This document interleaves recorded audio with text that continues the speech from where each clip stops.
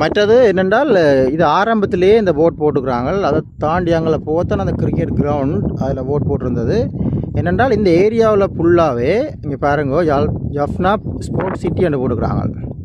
Okay, இதில் cricket ground மட்டும் இல்லை, கிட்டத்தட்ட 28 விஷயங்கள் வந்து செய்ய போகிறாங்க. இங்கே பாருங்க, கிராண்ட் ஸ்டாண்ட் இருக்குது, மீடியா சென்டர் இருக்குது, பவிலியன் இருக்குது.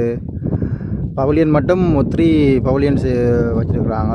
மற்றது ப்ராக்டிஸ் கிரவுண்ட் இருக்குது, இன்டோர் நெட் இருக்குது. இப்படி நிறைய விஷயங்கள் வந்து இந்த ஏரியாவுக்குள்ளே, இந்த மண்டதீவு இந்த சரௌண்டிங் ஏரியாவுக்குள்ளே செய்ய போயிடும். சரி, அது ஒரு பெரிய ஒரு ப்ரொஜெக்ட். யாழ்ப்பாணத்தில் வந்து செய்ததுக்கு பிறகு நிறைய விடயங்கள், கணக்க முதலீடுகள், கணக்க வேலை வாய்ப்புகள் வந்து இங்கே உருவாகும்.